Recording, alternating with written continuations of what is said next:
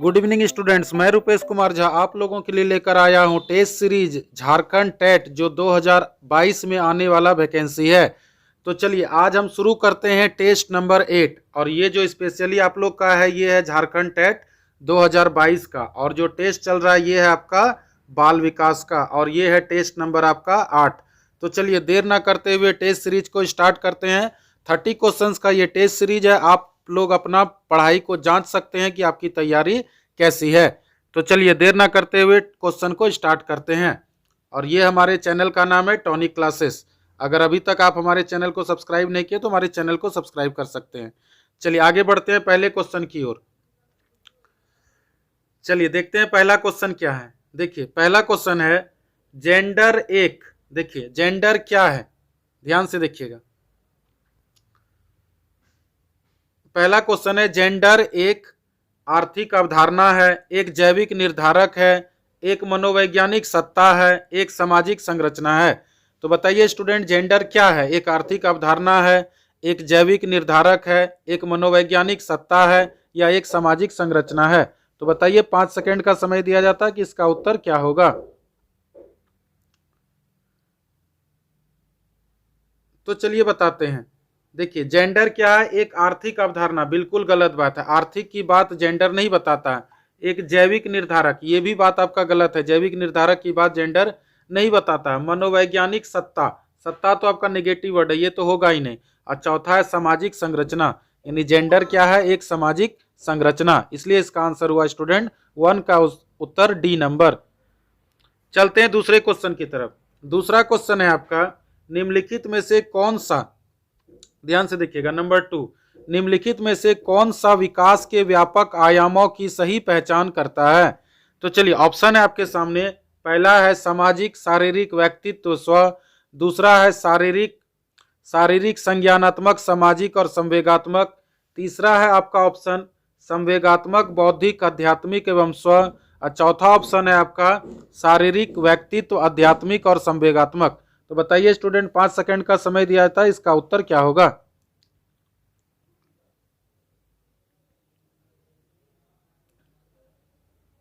तो चलिए 2 नंबर आपको बताते हैं। 2 नंबर क्वेश्चन क्या है।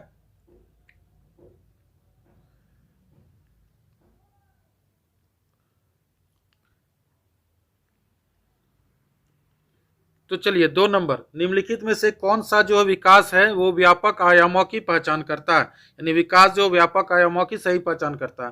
पहला आपका सामाजिक शारीरिक व्यक्तित्व स्व, यानी सामाजिक शारीरिक व्यक्तित्व तो सही है, सबसे पहले स्टार्ट होता है आपका सामाजिक, बिल्कुल सही बात है। दूसरा आपका शारीरिक, सामाजिक के बाद शारीरिक आपका नहीं होता है व्यापक आयामों का। दूसरा है शारीरिक संज्ञानात्मक सामाजिक और संवेगात्मक। यही आपका बिल्कुल सही है कि विकास का जो व्यापक आयाम होता है वो स्टार्टिंग होता है आपका, सबसे पहले होता है शारीरिक, दूसरा होता है संज्ञानात्मक, तीसरा होता है सामाजिक, और चौथा होता है संवेगात्मक। तो आप इसे याद कर लेंगे, ये क्रम से दिया हुआ है, इसलिए 2 का आंसर हुआ स्टूडेंट डी नंबर। चलते हैं तीसरे क्वेश्चन की तरफ। तीसरा क्वेश्चन है, बताइए बुद्धि के बारे में निम्नलिखित कथनों में से कौन सा सही है। ऑप्शन है आपका बुद्धि बहुआयामी है जिसमें बुद्धि परीक्षणों के द्वारा पूर्ण रूप से परिमय न की जाने वाली कई योग्यताएं शामिल है। दूसरा है बुद्धि अभिसारी रूप से सोचने की योग्यता है। तीसरा है आपका बुद्धि अनुभव के परिणाम के रूप में व्यवहार में एक अपेक्षाकृत अस्थायी परिवर्तन है। चौथा आपका है बुद्धि एक आनुवांशिक विशेषज्ञ है जिसमें मानसिक गतिविधियां जैसे स्मरण और तर्क शामिल होते हैं। तो बताइए स्टूडेंट 5 सेकंड का समय दिया जाता है कि इसका उत्तर क्या होगा। तो चलिए बताते हैं। क्वेश्चन था आपका कि बुद्धि के बारे में निम्नलिखित कथनों में से कौन सा सही है। तो पहला आपका ऑप्शन देखते हैं कि बुद्धि बहुआयामी है, बिल्कुल सही बात है, जिसमें बुद्धि परीक्षणों के द्वारा पूर्ण रूप से परिमय न की जाने वाली कई योग्यता है। दूसरा देखते हैं बुद्धि आपका अभिसारी चिंतन। अभिसारी क्या होता है स्टूडेंट? गलत। अभिसारी क्यों गलत है? क्योंकि अभिसारी का मतलब होता है जिसका एक उत्तर है, और बुद्धि तो एक प्रकार की नहीं होती, बुद्धि तो बहुत प्रकार की होती है, इसीलिए इसका उत्तर आपका 2 नंबर गलत है। तीसरा आपका है बुद्धि अनुभव के परिणाम के रूप में एक अपेक्षाकृत। देखिए एक जो होता है वो क्या होता है स्टूडेंट? निगेटिव वर्ड, इसलिए इसका आंसर ये भी नहीं होगा। चौथा आपका क्या है? बुद्धि एक जहां रहेगा वो निगेटिव होता है, इसीलिए इसका आंसर होगा 3 का उत्तर 1 नंबर होगा। चलते हैं चौथे क्वेश्चन की ओर। चौथा क्वेश्चन है आपका, देखिए चौथा क्वेश्चन है, निम्नलिखित में से कौन प्राथमिक समाजीकरण का माध्यम है? तो बताइए, ऑप्शन है आपके सामने, मीडिया, विद्यालय, परिवार, सरकार। बताइए कि कौन प्राथमिक समाजीकरण का कारक है। 4 का उत्तर आपको बताना है। तो चलिए बताते हैं इसका कि निम्नलिखित में से कौन प्राथमिक समाजीकरण का माध्यम है। तो चलिए, प्राथमिक समाजीकरण का माध्यम मीडिया बिल्कुल गलत है, परिवार बिल्कुल सही है, विद्यालय सही है लेकिन ये द्वितीय कारक और सरकार तो होगा नहीं। तो सबसे पहले जो समाजीकरण का प्राथमिक कारक होता है, सबसे पहले स्टूडेंट क्या होता है? परिवार होता है। और दूसरा आपका क्या होता है? विद्यालय। याद रखिएगा, दूसरा समाजीकरण का क्या होता है? एजेंसी, विद्यालय एवं मीडिया। याद रखिएगा, विद्यालय एवं मीडिया। चलिए, तो 4 का उत्तर क्या हो गया, देखते हैं 4 का उत्तर क्या हो गया कि निम्नलिखित में से कौन प्राथमिक समाजीकरण का माध्यम है? तो परिवार, यानी 4 का उत्तर 2 नंबर। चलते हैं 5वां नंबर क्वेश्चन। 5वां नंबर क्वेश्चन है, बताइए कि जीन पियाजे के सिद्धांत का प्रमुख प्रस्ताव क्या है? ऑप्शन देखिए, बच्चों की सोच गुणात्मक रूप से वयस्कों से भिन्न होती है। दूसरा है बच्चों की सोच वयस्कों से निम्न होती है। तीसरा है आपका बच्चों की सोच वयस्कों से बेहतर होती है। चौथा है बच्चों की सोच मात्रात्मक रूप से वयस्कों में भिन्न होती है। तो बताइए स्टूडेंट, 5 सेकंड का समय दिया जाता है कि इसका उत्तर क्या होगा। तो चलिए 5 का बताते हैं। क्वेश्चन क्या था कि जीन पियाजे के सिद्धांत का प्रमुख प्रस्ताव क्या है? तो चलिए, क्वेश्चन क्या था? जीन पियाजे के सिद्धांत का प्रमुख प्रस्ताव। पहला ऑप्शन है आपका बच्चों की सोच। देखते हैं, बच्चों की सोच गुणात्मक रूप से वयस्कों से भिन्न होती है। बिल्कुल सही बात है कि बच्चा का सोच बड़ों से बिल्कुल अलग होता है, बिल्कुल सही बात है। दूसरा देखते हैं आपका, बच्चों की सोच वयस्कों से निम्न। निम्न क्या होता है स्टूडेंट? निगेटिव वर्ड होता है, इसलिए इसका आंसर आपका बी नंबर नहीं होगा। तीसरा आपका है, देखिए पहला आपका क्या हो गया? बच्चों की सोच गुणात्मक रूप से वयस्कों से भिन्न होती है। दूसरा है बच्चों की सोच वयस्कों से निम्न होती है, यानी बड़ों से कम होती है, बिल्कुल गलत बात है। तीसरा है बच्चों की सोच वयस्कों से बेहतर होती है, ये भी गलत बात है कि बच्चों का सोच वयस्क में बड़ों से बेहतर नहीं होती है। और चौथा है बच्चों की सोच मात्रात्मक। मात्रात्मक जहां रहेगा वो निगेटिव वर्ड होता है, इसलिए इसका उत्तर 4 नंबर भी नहीं होगा, इसका उत्तर 1 नंबर होगा। चलते हैं अगले क्वेश्चन, 6 नंबर क्वेश्चन में। 6 नंबर क्वेश्चन है, निम्नलिखित में से कौन सी पूर्व संक्रियात्मक अवस्था बच्चे की विशेषता को बताती है? तो बताइए स्टूडेंट, 4 ऑप्शन है। विचारों की अनुत्क्रमणिकता, दूसरा है वर्तुल प्रतिक्रिया, तीसरा है लक्ष्य निर्धारित व्यवहार, चौथा है विलंबित अनुकरण। तो बताइए स्टूडेंट, 5 सेकंड का समय दिया था, इसका उत्तर क्या होगा। तो चलिए 6 नंबर क्वेश्चन बताते हैं, निम्नलिखित में से कौन पूर्व संक्रियात्मक अवस्था बच्चे की विशेषता है? तो सबसे पहले बताते हैं कि पूर्व संक्रियात्मक अवस्था जो होता है वो होता है स्टूडेंट आपका 2 से लेके 7 साल होता है।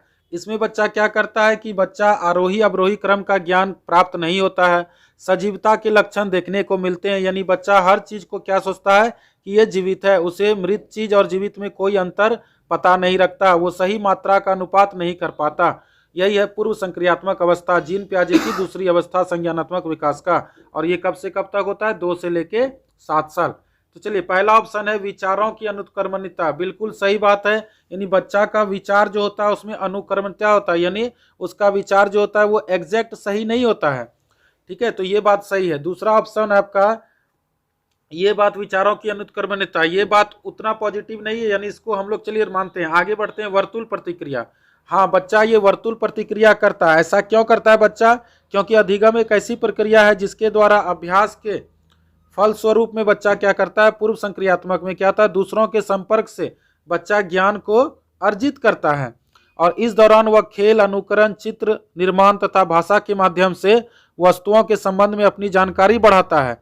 इस अवस्था में अनुक्रमणशीलता पाई जाती है, और पूर्व संक्रियात्मक अवस्था में विचारों की अनुक्रमणिकता बच्चों की विशेषता को बताती है। यही आपका स्टूडेंट वर्तुल प्रक्रिया जो होता है आपका। चलिए ये भी आंसर आपका बिल्कुल आपका गलत है। तीसरा देखते हैं, लक्ष्य निर्धारित। लक्ष्य तो आप कोई भी चीज को निर्धारित नहीं कर सकते, गलत है। और चौथा है विलंबित अनुक्रमण, ये भी आपका गलत है। यानी चलिए फिर से इसको बताते हैं कि पूर्व संक्रियात्मक अवस्था में क्या होता है, विचारों की अनुक्रमणिकता, याद रखिएगा। यानी बच्चा विचार को क्या करता है कि हर समय में वो विचार को अलग अलग करता है, कभी ये सोचता है को कभी दूसरा चीज सोचता है, क्योंकि ये जो पूर्व संक्रियात्मक अवस्था होता है ये 2 से लेके 7 साल तक होता है। इसमें बच्चों को एग्जैक्ट चीज का पता नहीं होता है। तो चलिए 6 का उत्तर हो गया आपका 1 नंबर। चलते हैं 7वें नंबर क्वेश्चन में। 7वां नंबर क्वेश्चन है आपका बच्चों, देखिए 7 नंबर क्वेश्चन है, बच्चों और उनके अधिगम के संदर्भ में निम्नलिखित कथनों में से कौन सा सही है। आपको सही बताना है कि कौन सा है। पहला ऑप्शन है आपका, बच्चों को अधिगम हेतु प्रेरित करने के लिए उन्हें पुरस्कृत एवं दंडित करना होता है। दूसरा है, सभी बच्चों को सीखने के लिए सर्वाधिक रूप से प्रेरित होते हैं तथा सीखने में सक्षम है।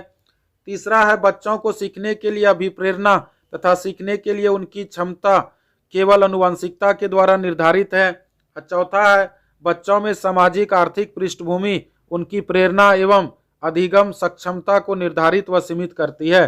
तो बताइए स्टूडेंट, 5 सेकंड का समय दिया था कि इसका उत्तर क्या होगा। तो चलिए बताते हैं। क्वेश्चन था आपका बच्चों के अधिगम, ध्यान से देखिएगा, क्वेश्चन था बच्चों और उनके अधिगम के संदर्भ में कौन सा कथन सही है। तो पहला देखते हैं। पहला है ऑप्शन आपका, बच्चों के अधिगम हेतु प्रेरित उन्हें पुरस्कृत, देखिए पुरस्कार देना, दंड देना, ये क्या होता है स्टूडेंट, निगेटिव बात, इसीलिए इसका उत्तर पहला नहीं होगा।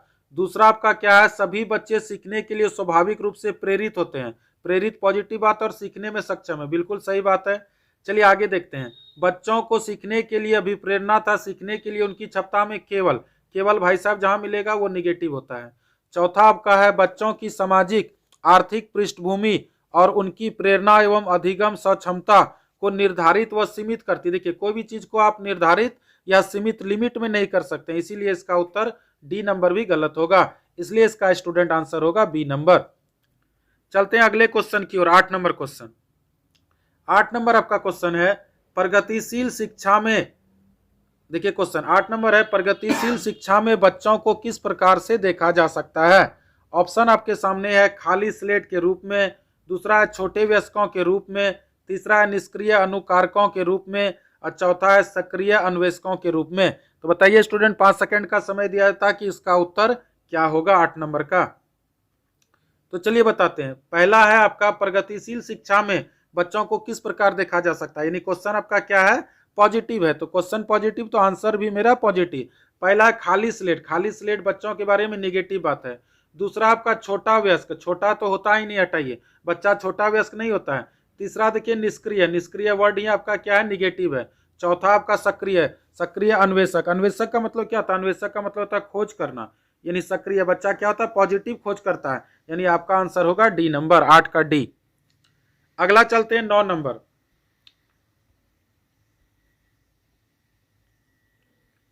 चलिए 9 नंबर क्वेश्चन है आपका है कि लेव-वाइगोत्स्की के अनुसार अधिगम क्या है। तो देखिए क्वेश्चन है आपका, लेव-वाइगोत्स्की के अनुसार अधिगम क्या है। एक अनुबंधित गतिविधि है, एक सामाजिक गतिविधि है, एक व्यक्तिगत गतिविधि है, एक निष्क्रिय गतिविधि है। तो बताइए स्टूडेंट, इसका उत्तर क्या होगा। 5 सेकंड का समय दिया जाता है।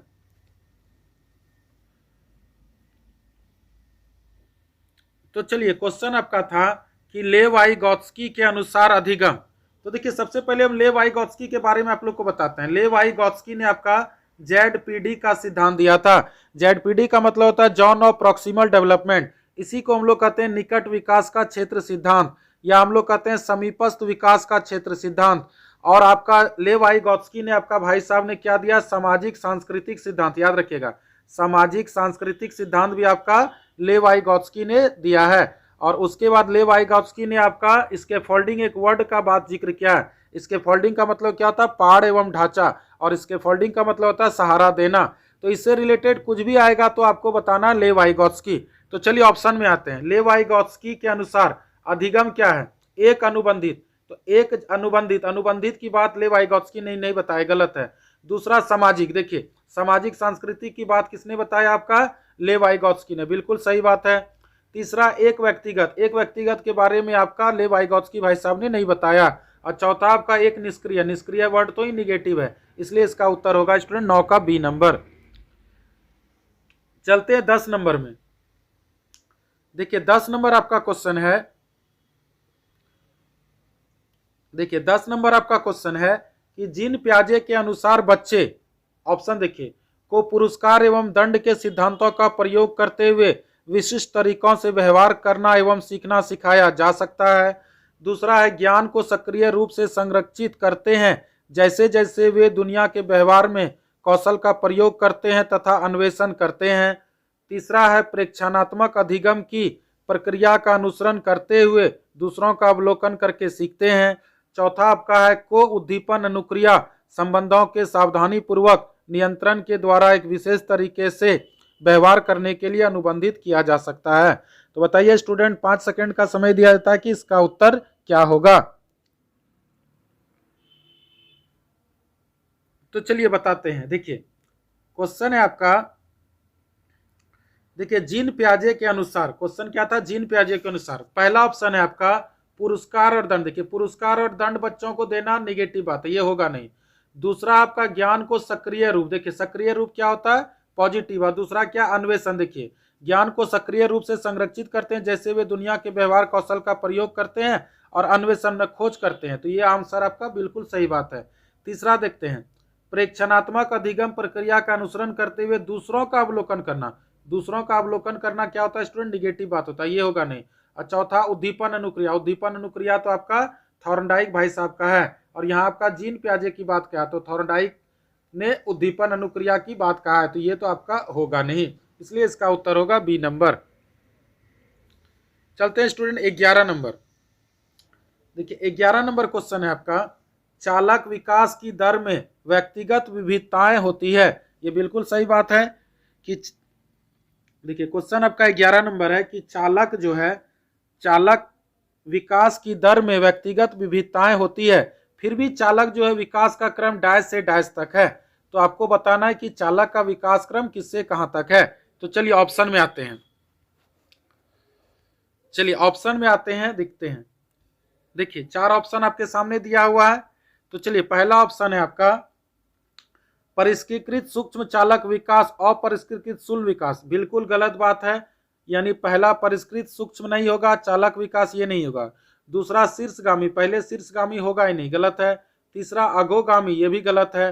चौथा आपका राइट है, सबसे पहले होता है चालक जो करता है परिष्कृत यानी स्थूल, स्थूल जिसको हम लोग कहते हैं। मूर्त, मूर्त किसको कहते हैं, जिसको हम लोग छूते हैं देखते हैं उसी को हम लोग मूर्त कहते हैं। दूसरा चालक का विकास होता है, तीसरा परिष्कृत सूक्ष्म होता है और चालक विकास, यानी इसका स्टूडेंट आंसर हो गया आपका डी नंबर। चलते हैं 12 नंबर क्वेश्चन की ओर। 12 नंबर क्वेश्चन है आपका,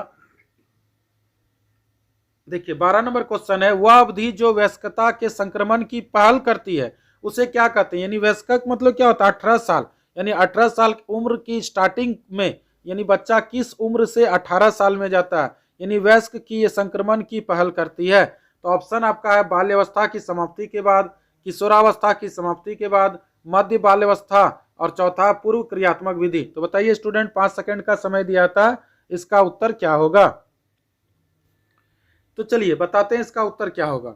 देखिए क्वेश्चन था क्या आपका, वह अवधि जो वयस्कता के संक्रमण, देखिए क्या बोल रहा है, वयस्कता, वयस्क का मतलब क्या होता है, 18 साल, याद रखिएगा। यानी 18 साल में बच्चा कब पहुंचता है। देखिए बाल्यावस्था की समाप्ति, तो बाल्यावस्था क्या होता है, 2 से लेके 12 वर्ष होता है, तो 12 वर्ष के बाद तो वयस्क होता नहीं है। चलिए दूसरा आपका है किशोरावस्था। किशोरावस्था क्या होता है, 12 से 18 वर्ष, बिल्कुल सही बात है। यानी अब किशोरावस्था खत्म होगा तो किस में आएगा, वयस्कता में आएगा। बिल्कुल आपका 2 नंबर सही है, 1 नंबर तो होगा नहीं। तीसरा देखिए मध्य बाल अवस्था। मध्य बाल अवस्था क्या होता है आपका, 6 से लेके 12 वर्ष के बीच में आपका मध्य बाल अवस्था होता है, ये भी आपका नहीं होगा। चौथा पूर्व क्रियात्मक विधि, ये तो आपका 2 से लेके 7 साल होता है, ये तो आपका होगा ही नहीं। इसलिए इसका उत्तर होगा स्टूडेंट कि किशोरावस्था की समाप्ति के बाद वयस्कता के संक्रमण की पहल करती है। मतलब किशोरावस्था के बाद ही इस जो होता है आदमी वो वयस्क होता है, यानी 18 साल का होता है। इसलिए इसका स्टूडेंट आंसर हो गया बी नंबर। चलते हैं 13 नंबर। 13 नंबर क्वेश्चन है, एक प्राथमिक कक्ष में, ध्यान से देखिएगा, एक प्रारंभिक कक्षा कक्ष में एक बालक या बालिका अपने साथ जो अनुभव लाते हैं या लाती है, तो ऑप्शन देखिए, उन्हें शामिल कर उनका संचय करना चाहिए, उन्हें अस्वीकार करना चाहिए, तीसरा उनकी उपेक्षा करनी चाहिए, चौथा उन पर ध्यान नहीं देना चाहिए। तो बताइए स्टूडेंट इसका उत्तर क्या होगा, बहुत ही इजी क्वेश्चन है। तो चलिए इसका क्वेश्चन देखिए, क्वेश्चन था कि एक प्रारंभिक कक्षा कक्ष में एक बालक और एक बालिका अपने साथ जो अनुभव लाते हैं, तो देखिए पहला ऑप्शन है आपका उन्हें शामिल कर उनका संचय करना चाहिए, बिल्कुल सही बात है। दूसरा उन्हें अस्वीकार करना चाहिए, अस्वीकार क्या होता है, निगेटिव वर्ड, होगा नहीं। उनकी उपेक्षा, उपेक्षा ही वर्ड आपका क्या होता है स्टूडेंट, निगेटिव, अस्वीकार निगेटिव। उस पर चौथा ऑप्शन क्या, उन पर ध्यान नहीं, देखिए नहीं क्या होता है, निगेटिव, इसीलिए इसका उत्तर होगा स्टूडेंट 1 नंबर। तो जहां निगेटिव वर्ड होता है वहां को आपको क्या करना है, छांट देना। देखिए इसमें अस्वीकार देखिए निगेटिव वर्ड है, दूसरा देखिए उपेक्षा निगेटिव वर्ड है, ध्यान नहीं देना निगेटिव वर्ड है, लेकिन पहला में देखिए आपका उन्हें शामिल कर उनका संचय करना चाहिए, यही आपका प्राथमिक कक्षा कक्ष में बालक विद्यालय बालिका अपने साथ अनुभव लाते हैं, यानी इसका उत्तर 13 का उत्तर 1 नंबर होगा। चलिए 14 नंबर क्वेश्चन आते हैं। 14 नंबर क्वेश्चन है स्टूडेंट, देखते हैं। चलिए 14 नंबर क्वेश्चन है, एक बच्चा, ध्यान से देखिएगा, एक बच्चा तर्क प्रस्तुत करता है कि हिंज को दवाई की चोरी नहीं करनी चाहिए, वह दवाई जो उसकी पत्नी की जान बचाने के लिए जरूरी है, क्योंकि यदि वह ऐसा करता है तो उसे पकड़ा जाएगा और जेल भेज दिया जाएगा। कोहलबर्ग के अनुसार वह बच्चा नैतिक समझ की किस अवस्था के अंतर्गत आता है। तो बताइए, ऑप्शन आपके सामने है, सार्वभौमिक नैतिक सिद्धांत अभिविन्यास, दूसरा यांत्रिक उद्देश्य अभिविन्यास, तीसरा है सामाजिक क्रम नियंत्रक अभिविन्यास, और चौथा आपका ऑप्शन दंड एवं आज्ञा पालन अभिविन्यास। तो बताइए स्टूडेंट, 5 सेकंड का समय दिया जाता है, इसका उत्तर क्या होगा।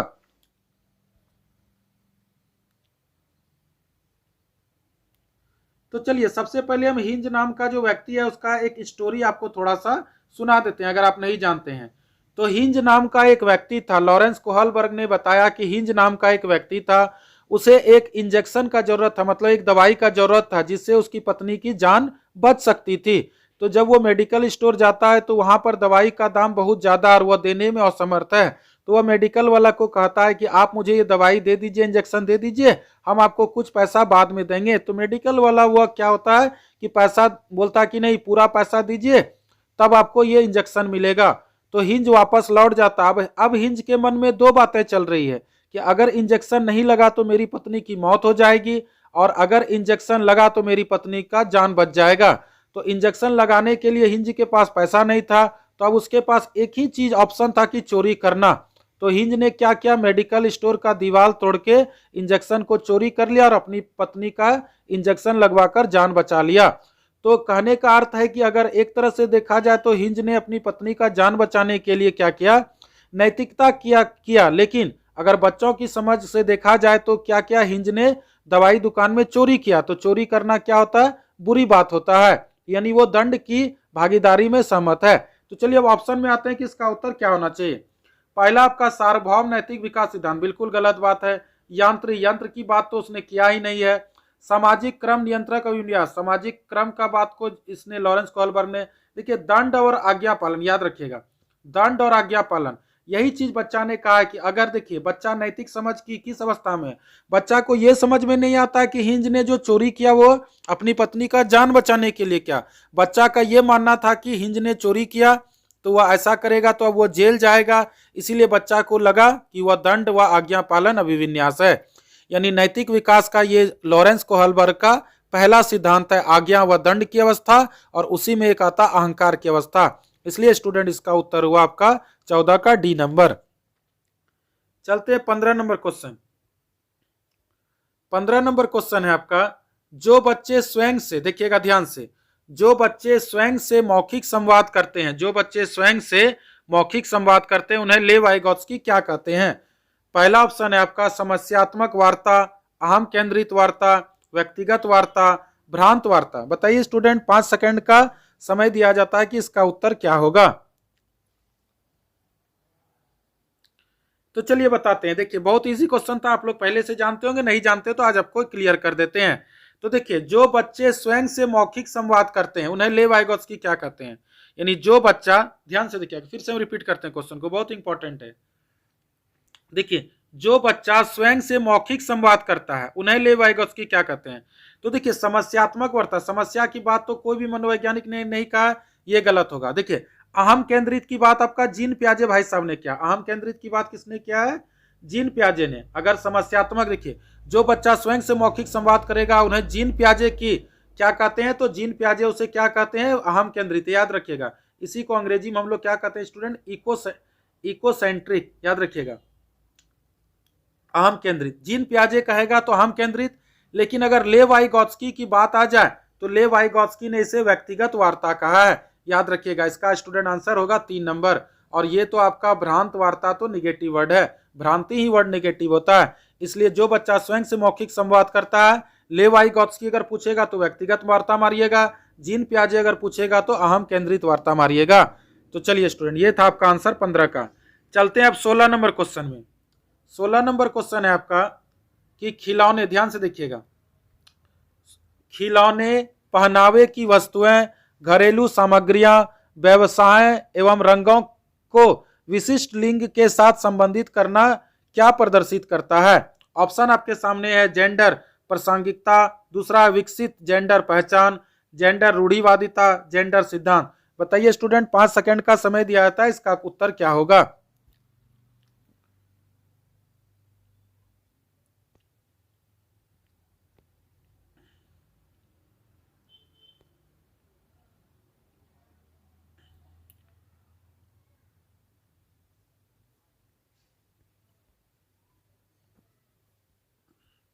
चलिए, क्वेश्चन था आपका कि खिलौने, पहनावे की वस्तुएं, घरेलू सामग्री, व्यवसाय और रंगों को विशिष्ट लिंग के साथ संबंधित करना क्या प्रदर्शित करता है?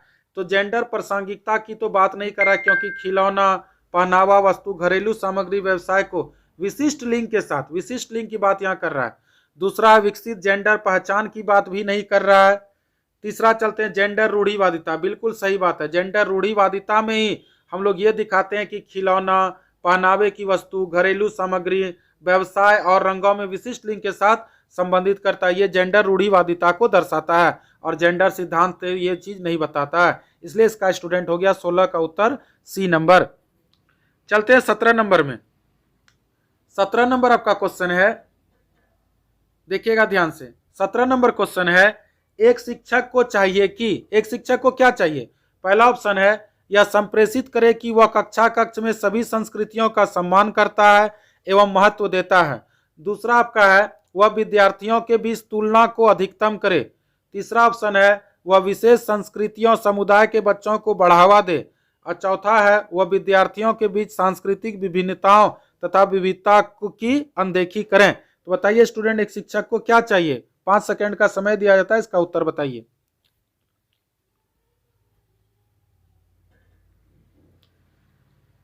तो चलिए बताते हैं आपका क्या होगा। एक शिक्षक को क्या चाहिए? देखिए, शिक्षक को चाहिए, पहला है, यह एक संप्रेषित करे कि वह कक्षा कक्ष में सभी संस्कृतियों का सम्मान करता और महत्व देता है। बिल्कुल बात है, यह शिक्षक को शोभा देता है कि कक्षा कक्ष में सभी संस्कृति का सम्मान करे और महत्व दे। दूसरा देखिए है स्टूडेंट आपका, वह विद्यार्थियों के बीच तुलना करना। तुलना करना क्या होता है स्टूडेंट? निगेटिव बात होता है, हटाइए। तीसरा ऑप्शन, वह विशेष संस्कृति समुदाय के बच्चों को बढ़ावा दे। बढ़ावा देना क्या होता है स्टूडेंट? निगेटिव बात। चलिए, चौथा ऑप्शन है, वह विद्यार्थियों के बीच सांस्कृतिक विभिन्नताओं तथा विविधता को अनदेखा करना, अनदेखी करे। अनदेखी करना क्या होता है स्टूडेंट? निगेटिव वर्ड होता है। इसलिए इसका उत्तर होगा 17 का ए नंबर। चलते हैं 18 नंबर क्वेश्चन में। चलिए स्टूडेंट, अगला क्वेश्चन 18 नंबर है आपका। निम्नलिखित, देखिए क्वेश्चन क्या है, निम्नलिखित संरचनाओं में से शिक्षा का अधिकार अधिनियम 2009 किसकी वकालत करता है? ऑप्शन है आपका, मुख्य धारा शिक्षा, दूसरा है एकीकृत शिक्षा, तीसरा है समावेशी शिक्षण, चौथा है पृथक्करण। बताइए स्टूडेंट, इसका उत्तर क्या होगा? तो चलिए, बहुत इजी क्वेश्चन है इसका कि निम्नलिखित संरचनाओं में शिक्षा का अधिकार अधिनियम यानी शिक्षा का अधिकार अधिनियम 2009 किसकी वकालत करता है? तो चलिए बताते हैं। मुख्य धारा शिक्षा, बिल्कुल नहीं। शिक्षा का अधिकार नियम ये मुख्य धारा शिक्षा नहीं बताता है। एकीकृत शिक्षा, एकीकृत जहां रहेगा ये तो बताए, एक जहां रहेगा वो निगेटिव होता है। तीसरा समावेशी शिक्षा यानी सब मिलकर जो शिक्षा ग्रहण करे यही होता है। पृथक्करण का मतलब होता है अलग करना, ये तो आपका होगा नहीं। इसलिए इसका स्टूडेंट 18 का आंसर सी नंबर होगा। चलते हैं 19 नंबर। चलिए अब चलते हैं 19 नंबर। टोटल ये 30 क्वेश्चन का आपका सीरीज है स्टूडेंट। 30 में देखते हैं कि आप अपना स्कोर चेक कीजिएगा कि 30 में आपको कितना मार्क्स आते हैं। तो चलिए 19 नंबर क्वेश्चन है आपका, बताइए कि डैश यह विचारधारा है कि सभी बच्चों को एक नियमित विद्यालय व्यवस्था में समान शिक्षा प्राप्त करने का अधिकार हो। ऑप्शन आपके सामने है, बहुल सांस्कृतिक शिक्षा, दूसरा है समावेशी शिक्षा, तीसरा है विशेष शिक्षा, चौथा ऑप्शन है विशेष शिक्षा और तीसरा था मुख्य धारा शिक्षा। तो बताइए स्टूडेंट, 5 सेकंड का समय दिया था, इसका उत्तर क्या होगा? तो चलिए देखते हैं। क्वेश्चन था डैश ये विचारधारा है कि सभी बच्चों को एक नियमित विद्यालय व्यवस्था में समान शिक्षा प्राप्त करने का अधिकार हो। तो समान शिक्षा प्राप्त करने का अधिकार क्या होता है, चलिए चेक करते हैं। पहला बहुल सांस्कृतिक शिक्षा, नहीं, बहुल सांस्कृतिक शिक्षा आपका सभी बच्चों के लिए नियमित विद्यालय में समान शिक्षा नहीं होता है। समावेशी शिक्षा, इसी को हम लोग कहते हैं स्टूडेंट कि जो समान शिक्षा प्राप्त करने वाला अधिकार होता है उसे हम लोग क्या कहते हैं, समावेशी शिक्षा। यानी आपका 2 का आंसर क्या होगा, राइट, यानी ये आपका आंसर बिल्कुल सही है। चलिए आगे देखते हैं। मुख्य धारा शिक्षा, मुख्य धारा शिक्षा बिल्कुल गलत होगा, ये होगा नहीं। विशेष शिक्षा, विशेष तो आपका निगेटिव होता है, इसलिए इसका उत्तर होगा समावेशी शिक्षा। चलते हैं 20 नंबर क्वेश्चन में। 20 नंबर क्वेश्चन है आपका, निम्नलिखित में से, देखिए ध्यान से बताइए, निम्नलिखित में से कौन सी अधिगम की मुख्य प्रक्रिया नहीं है? देखिए क्या बोल रहा है स्टूडेंट, नहीं, यानी क्वेश्चन निगेटिव जिसके सार्थक अधिगम द्वारा घटित होता है, यानी क्वेश्चन निगेटिव तो आंसर भी निगेटिव होगा।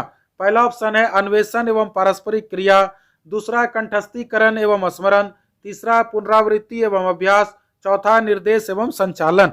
तो बताइए स्टूडेंट, 5 सेकंड का समय दिया था, इसका उत्तर क्या होगा? तो चलिए क्वेश्चन आपका है निम्नलिखित में से कौन सी अधिगम की मुख्य प्रक्रिया नहीं, देखिए नहीं बोल रहा है, नहीं मतलब निगेटिव।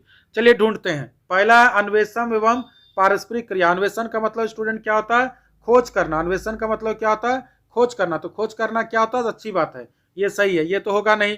दूसरा देखते हैं कंठस्थीकरण। देखिए कंठस्थीकरण, कंठस्थ करना क्या होता है स्टूडेंट, निगेटिव बात होता है, यही आपका गलत है।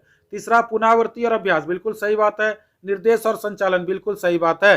यानी कंठस्थ करना स्टूडेंट क्या होता है, निगेटिव बात होता है। देखिए क्वेश्चन मेरा निगेटिव था और यहाँ कंठस्थीकरण क्या होता है, कंठस्थ करना और स्मरण करना, ये क्या होता है स्टूडेंट, निगेटिव होता है, याद रखिएगा। तो निगेटिव क्वेश्चन, तो आंसर भी मेरा क्या हुआ, निगेटिव, इसलिए इसका उत्तर होगा 20 का उत्तर क्या होगा, 2 नंबर। चलते हैं 21 नंबर।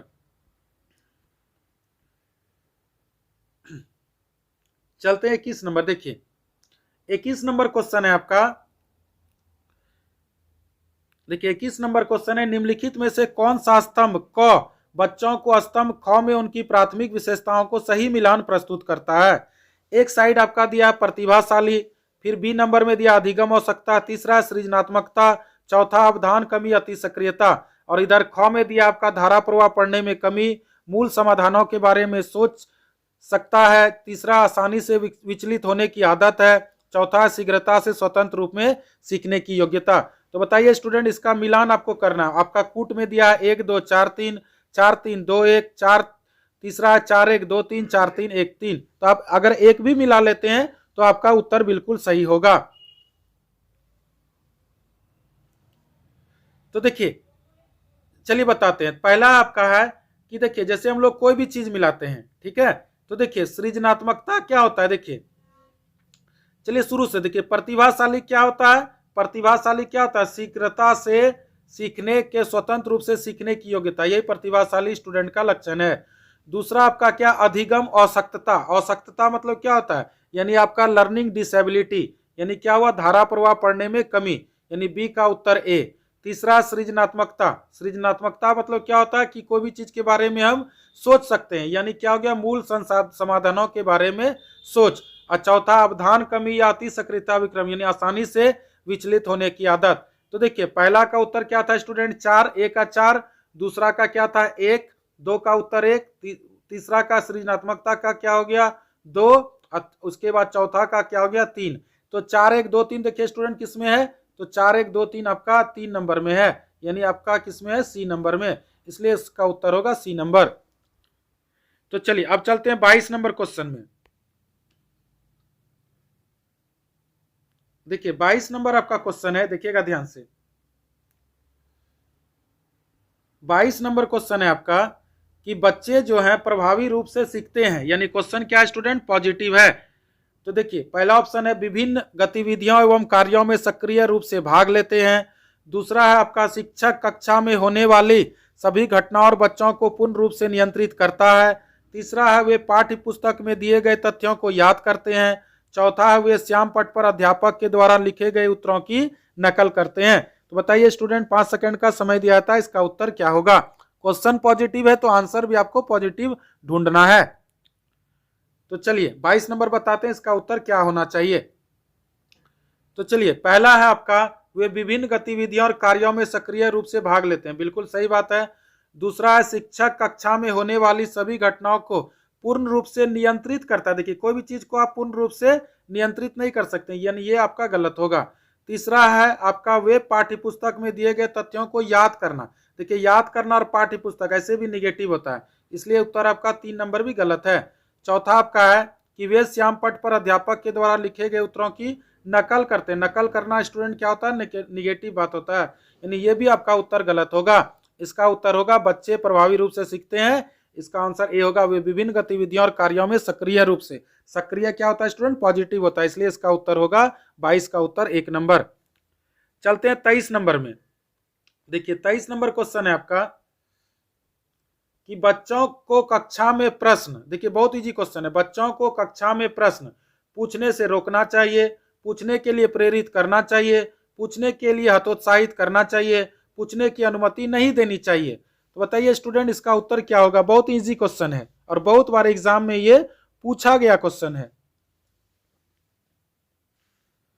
तो चलिए इसका उत्तर बताते हैं कि इसका उत्तर क्या होगा 23 नंबर का। देखिए 23 नंबर क्वेश्चन पहला है बच्चों को कक्षा में प्रश्न पूछने से रोकना चाहिए। देखिए रोकना क्या होता है स्टूडेंट? निगेटिव बात होता है, ये तो होगा नहीं। दूसरा है, देखिए दूसरा ऑप्शन है पूछने के लिए प्रेरित करना चाहिए। प्रेरित करना बिल्कुल सही बात है। तीसरा है पूछने के लिए हतोत्साहित करना। हतोत्साहित करना क्या होता है? निगेटिव बात होता है स्टूडेंट। चलिए, और चौथा है पूछने की अनुमति नहीं देना चाहिए। नहीं क्या होता है? निगेटिव होता है, इसलिए इसका उत्तर होगा बी नंबर। चलते हैं 24 नंबर क्वेश्चन। देखिए 24 नंबर आपका क्वेश्चन है संरचना दृष्टिकोण के अनुसार अधिगम डैश है। तो यानी देखिए संरचना के दृष्टिकोण से अधिगम क्या है? पहला ऑप्शन है आपका अनुभव के परिणाम के रूप में व्यवहार में एक परिवर्तन होने की प्रक्रिया है। चलिए दूसरा ऑप्शन पढ़ते हैं क्या होगा इसका, देखते हैं ऑप्शन क्या है। दूसरा ऑप्शन है आपका एक सक्रिय एवं सामाजिक प्रक्रिया है। तीसरा आपका निष्क्रिय और व्यक्तिपरक प्रक्रिया है। चौथा है जानकारी के अर्जन की प्रक्रिया है। तो बताइए स्टूडेंट 24 नंबर का उत्तर क्या होगा? 5 सेकंड का समय दिया जाता है। तो चलिए हम बताते हैं कि 24 नंबर फिर से रिपीट करते हैं एक बार। क्वेश्चन क्या था? देखिए क्वेश्चन आपका था कि एक संरचनात्मक दृष्टिकोण से अधिगम क्या है। तो यानी संरचनात्मक दृष्टिकोण के अनुसार अधिगम, यानी क्वेश्चन क्या है स्टूडेंट? पॉजिटिव है। क्वेश्चन आपका पॉजिटिव है। पॉजिटिव मतलब आंसर भी पॉजिटिव होना चाहिए। ऑप्शन है आपका अनुभव के परिणाम के रूप में व्यवहार में एक परिवर्तन। देखिए एक जहां रहेगा वो क्या होता है? निगेटिव, यानी ये तो होगा नहीं। चलिए आगे बढ़ते हैं। दूसरा ऑप्शन देखते हैं क्या है। ये देखिए दूसरा ऑप्शन क्या है? एक सक्रिय और सामाजिक प्रक्रिया, बिल्कुल सही बात है। सक्रिय क्या होता है? Positive word.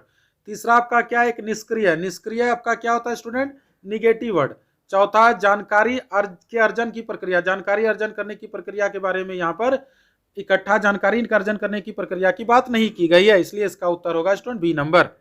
चलते हैं 25 नंबर। देखिए 25 नंबर क्वेश्चन, 25 नंबर आपका क्वेश्चन है कि देखिए 25 नंबर क्वेश्चन है कि जब शिक्षक को विद्यार्थियों एवं उनकी योग्यताओं के बारे में सकारात्मक विश्वास होता है तब विद्यार्थी क्या करते हैं। ऑप्शन है आपका किसी भी रूप में प्रभावित नहीं होते हैं। दूसरा है सीखने के लिए उत्सुक एवं प्रेरित रहते हैं। तीसरा है निश्चिंत हो जाते हैं तथा सीखने के लिए किसी भी तरह का प्रयास करना बंद कर देते हैं। चौथा है का उत्साह भंग हो जाता है तथा वे दबाव में आ जाते हैं। तो बताइए स्टूडेंट इस 5 सेकंड का समय दिया था, इसका उत्तर क्या होगा? तो चलिए बताते हैं इसका उत्तर क्या होगा। क्वेश्चन है, देखिए ध्यान से, क्वेश्चन क्या है कि जब शिक्षक को विद्यार्थियों एवं उनकी योग्यताओं के बारे में सकारात्मक विश्वास होता है तब विद्यार्थी, देखिए पहला ऑप्शन है आपका किसी भी रूप में प्रभावित नहीं होते। देखिए नहीं क्या होता आपका? निगेटिव। और क्वेश्चन आपका क्या था स्टूडेंट? पॉजिटिव। क्वेश्चन पॉजिटिव तो आंसर भी पॉजिटिव। तो पहले बोल रहा है नहीं निगेटिव, यानी पहला उत्तर होगा नहीं। दूसरा आपका है सीखने के लिए उत्सुक और प्रेरित रहते हैं, बिल्कुल सही बात है, उत्सुक होना और प्रेरित होना सही बात है। तीसरा आपका क्या है, निश्चिंत हो जाते हैं तथा सीखने के लिए किसी भी तरह का प्रयास करना बंद करते हैं। कि निश्चित हो जाना, निश्चित हो जाना क्या होता है, निगेटिव बात, ये तो होगा नहीं। चौथा होता है का उत्साह भंग हो जाता है। देखिए का उत्साह भंग हो जाता है और दबाव में आ जाते हैं। उत्साह भंग होना निगेटिव बात, दबाव में आना निगेटिव बात, इसलिए इसका उत्तर डी नंबर भी नहीं होगा। इसलिए 25 का उत्तर होगा स्टूडेंट बी नंबर। चलते हैं 26 नंबर क्वेश्चन। देखिए 26 नंबर क्वेश्चन है आपका, बच्चों की गलतियां, ध्यान से देखिएगा, बच्चों की गलतियां में क्या होगा, शिक्षण अधिगम प्रक्रिया में महत्वहीन है, प्रदर्शित करती है कि बच्चे कितने लापरवाह हैं, बार बार अभ्यास करने के लिए कहकर तुरंत सुधार देनी चाहिए, चौथा अधिगम प्रक्रिया का एक भाग है तथा उनके विचारों को एक अंतर्दृष्टि देती है। तो बताइए स्टूडेंट 26 का उत्तर क्या होगा। तो चलिए बताते हैं कि देखिए क्वेश्चन क्या था, बच्चों की गलतियां। तो बच्चा गलती करेगा तभी सीखेगा, अगर बच्चा गलती नहीं करेगा तो नहीं सीखेगा। इसी से रिलेटेड आपका क्या था, प्रयास एवं त्रुटि का सिद्धांत। अगर बच्चा प्रयास करता त्रुटि करता है तो उसका सिद्धांत किसने दिया था, प्रयास एवं त्रुटि का सिद्धांत आपका थॉर्नडाइक भाई साहब ने दिया, याद रखिएगा। प्रयास एवं त्रुटि का सिद्धांत किसने दिया है, थॉर्नडाइक भाई साहब ने। तो चलिए ऑप्शन में चलते हैं कि इसका उत्तर कौन सा सही होगा। बच्चों की गलतियां शिक्षण अधिगम के लिए महत्वहीन है। महत्वहीन हो क्या होता है स्टूडेंट, निगेटिव वर्ड होता है कि महत्वहीन, निगेटिव बात है। दूसरा आपका दूसरा ऑप्शन है प्रदर्शित करते कि बच्चे कितने लापरवाह। लापरवाह वर्ड क्या होता है स्टूडेंट, निगेटिव होता है, ये भी नहीं होगा। तीसरा है बार बार अभ्यास करने के लिए तुरंत सुधार देनी चाहिए। क्या बार बार अभ्यास करके कोई भी चीज को तुरंत सुधार कर सकते हैं आप। बच्चा अगर गलती करे और बार बार आप अभ्यास कराइएगा तो बच्चा क्या तुरंत सुधार कर लेगा, तुरंत सब चीज सीख जाएगा, नहीं, ये भी आपका उत्तर गलत होगा। चौथा आपका अधिगम प्रक्रिया एक भाग है और उनके विचारों को एक अंतर्दृष्टि देती है। यानी अधिगम प्रक्रिया का एक भाग है, यानी बच्चा अगर गलती करेगा तभी वो सीखेगा, और अगर गलती नहीं करेगा तो वो फिर आगे नहीं सीखेगा। तो यही इसका उत्तर राइट होगा कि अधिगम प्रक्रिया का एक भाग है और उनके विचारों को एक अंतर्दृष्टि देती है। यानी इसका उत्तर होगा स्टूडेंट डी नंबर, यानी 26 का स्टूडेंट डी नंबर। अब चलते हैं 27 नंबर। 27 नंबर आपका है क्वेश्चन, देखिए मूल्यांकन को, देखिए मूल्यांकन को वस्तुनिष्ठ प्रकार के लिखित कार्यों पर आधारित होना चाहिए। दूसरा है एक अलग गतिविधि के रूप में लेना चाहिए।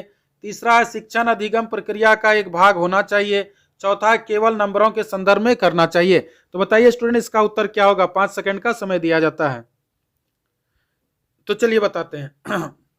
मूल्यांकन को देखिए ध्यान से, मूल्यांकन को वस्तुनिष्ठ प्रकार के लिखित कार्यों पर आधारित होना चाहिए, नहीं, बिल्कुल गलत बात है। एक अलग, अलग जहां रहेगा अलग निगेटिव वर्ड होता है। शिक्षण प्रक्रिया का एक भाग होना चाहिए, बिल्कुल सही बात है। केवल, चौथा केवल भाई साहब जहां रहे वो निगेटिव होता है, इसलिए इसका उत्तर होगा 3 नंबर। चलते हैं स्टूडेंट 28 नंबर क्वेश्चन। चलिए 28 नंबर आपका क्वेश्चन है, देखिए नीचे लिखी हुई स्थिति में, ध्यान से देखिएगा, नीचे लिखी हुई स्थिति किस सिद्धांत को दर्शाती है। जो विद्यार्थी अच्छा प्रदर्शन नहीं कर पाते वे महसूस करते हैं कि वे पर्याप्त रूप से अच्छे नहीं हैं और हतोत्साहित महसूस करते हैं, तब उनमें बिना प्रयास के कार्य को आसानी से छोड़ देने की संभावना होती है। तो बताइए स्टूडेंट इसका आंसर क्या होगा। ऑप्शन आपके सामने है, आनुवांशिकता एवं पर्यावरण संबंधित नहीं है। दूसरा संज्ञान और संवेग परस्पर संबंधित है। तीसरा संज्ञान और संवेग संबंधित नहीं है। चौथा आनुवांशिकता एवं पर्यावरण अलग नहीं है। तो बताइए स्टूडेंट इसका उत्तर क्या होगा। तो चलिए बताते हैं इसका आंसर क्या होगा। तो क्वेश्चन आपका क्या था कि देखिए कि जो विद्यार्थी, देखिए क्वेश्चन आपका यहां था कि जो विद्यार्थी अच्छा प्रदर्शन नहीं कर पाते वे महसूस करते हैं कि वे पर्याप्त रूप से अच्छे नहीं है। बिल्कुल सही बात है कि जो मान लीजिए कि परीक्षा में फेल हो जाता है तो वो महसूस करता है कि हम पढ़ने में अच्छे नहीं है, और हतोत्साहित मतलब कमजोर महसूस करते हैं, तब उनके बिना प्रयास करने की आसानी से छोड़ देने की संभावना होती है। यानी क्वेश्चन आपका स्टूडेंट क्या है, पॉजिटिव। तो चलिए इसका उत्तर बताते हैं कि इसका पॉजिटिव होगा या निगेटिव। पहला आपका आनुवांशिकता एवं पर्यावरण से संबंधित नहीं, देखिए नहीं क्या होता है, निगेटिव, ये तो आपका होगा नहीं, पहला कट। दूसरा है संज्ञान और संवेग परस्पर संबंधित है, बिल्कुल आपका सही बात है। तीसरा देखिए क्या है, संज्ञान और संवेग संबंधित नहीं, देखिए नहीं क्या होता है स्टूडेंट, निगेटिव, ये तो होगा नहीं। चौथा है आपका आनुवांशिकता और पर्यावरण अलग नहीं है, देखिए क्या बोल रहा है, अलग नहीं, नहीं की बात क्या होता है, निगेटिव, यानी ये भी उत्तर आपका नहीं होगा। इसलिए इसका उत्तर होगा स्टूडेंट कि संज्ञान एवं संवेग परस्पर संबंधित है, 28 का बी नंबर। चलते हैं 29 नंबर क्वेश्चन। 29 नंबर क्वेश्चन है आपका, एक शिक्षक, ध्यान से देखिएगा, 29 नंबर क्वेश्चन है आपका, एक शिक्षक बच्चों को प्रभावी रूप से समस्या का समाधान करने में सक्षम बनाने के लिए किस तरह से प्रोत्साहित कर सकता है। ऑप्शन आपका है, बच्चों को समस्या के बारे में सहजानुभूत अनुमान लगाने एवं बहुविकल्पों को देखने के लिए प्रोत्साहित करके, दूसरा है पाठ्य पुस्तक के सभी प्रश्नों को व्यवस्थित तरीके से समाधान लिखकर, तीसरा है पाठ्य पुस्तक से एक ही प्रकार के प्रश्नों के उत्तर के अभ्यास के लिए उन्हें पर्याप्त मात्रा के अवसर प्रदान करके, चौथा पाठ्य पुस्तक में दी गई सूचनाओं को कंठस्थीकरण करने पर बल देकर। तो बताइए स्टूडेंट इसका उत्तर क्या होगा। तो चलिए बताते हैं इसका उत्तर क्या होगा। क्वेश्चन आपका, एक शिक्षक को प्रभावी रूप से समस्या समाधान, यानी क्वेश्चन स्टूडेंट आपका पॉजिटिव है, क्वेश्चन पॉजिटिव तो आंसर पॉजिटिव। तो देखिए चलिए पहला देखते हैं। पहला ऑप्शन है, बच्चों को समस्या के बारे में सहजानुभूत अनुमान लगाने और बहु विकल्पों को लिए देखने के लिए प्रोत्साहित करना। प्रोत्साहित करना स्टूडेंट क्या होता है, आपका पॉजिटिव वर्ड होता है, याद रखिएगा। प्रोत्साहित करना क्या होता है, पॉजिटिव वर्ड होता है। देखिए प्रोत्साहित करना आपका क्या होता है, पॉजिटिव वर्ड, यानी ये आपका सही बात है। दूसरा देखिए, पाठ्य पुस्तक के सभी प्रश्नों को व्यवस्थित तरीके से समाधान लिखकर, यानी सभी प्रश्न को आप पाठ्य पुस्तक की बात जहां भी आ जाए वो क्या होता है स्टूडेंट, निगेटिव, और कोई भी चीज को आप व्यवस्थित नहीं कर सकते। तीसरा है आपका, पाठ्य पुस्तक का एक ही प्रकार के प्रश्नों का उत्तर अब एक ही प्रकार है, एक ही जहां रहेगा एक रहेगा वो निगेटिव होता है, ये भी नहीं होगा। और चौथा आपका है, पाठ्य पुस्तक में दी गई सूचना को कंठस्थीकरण, कंठस्थ करना क्या होता है स्टूडेंट, निगेटिव बात होता है, ये भी नहीं होगा। इसलिए इसका स्टूडेंट आंसर होगा ए नंबर।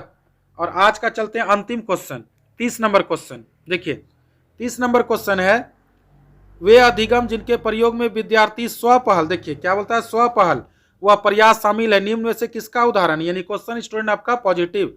ऑप्शन है आपका, परंपरागत विधि, दूसरा अंतर्वैयक्तिक विधि, निगमनात्मक विधि, अधिगमकर्ता केंद्रित विधि। तो बताइए स्टूडेंट, 5 सेकंड का समय दिया था, इसका उत्तर क्या होगा, बताइए जल्दी से।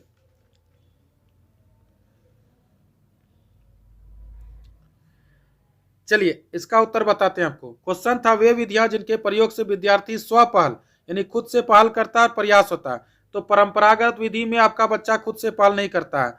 अंतर्व्यक्तित्व बुद्धि, अंतर्व्यक्तित्व बुद्धि में भी बच्चा स्वयं से, अंतर्व्यक्तित्व मतलब क्या होता है, अपने अंदर की बुद्धि, ये भी स्वयं पहल नहीं करता। निगमनात्मक की विधि के तो बात नहीं। अधिगमकर्ता केंद्रित विधि, यानी इसमें होता है स्टूडेंट क्या, कि वे विद्यार्थी जिनके प्रयोग में विद्यार्थी स्वपहल या प्रयास शामिल होते हैं, अधिगम केंद्रित विधि के अंतर्गत आते हैं। इस विधि में बालक को सीखने की प्रक्रिया केंद्र के अंतर्गत रखने पर बल दिया जाता है। इसीलिए होगा कि वे विधियां जिनके प्रयोग से विद्यार्थी को स्वपहल प्रयास शामिल होता है, उसे हम लोग क्या कहते हैं, अधिगम केंद्रित विधि। तो ये था हमारा आज का स्टूडेंट 30 क्वेश्चंस का सीरीज, टेस्ट नंबर 8। अगर आपको हमारा वीडियो पसंद आया तो आप हमारे चैनल को लाइक करें, सब्सक्राइब करें और शेयर करें। मैं रुपेश कुमार झा आपसे मिलूंगा अगले वीडियो में कल संध्या 7 बजे महामैराथन बाल विकास का 600 प्रश्नों के साथ। धन्यवाद।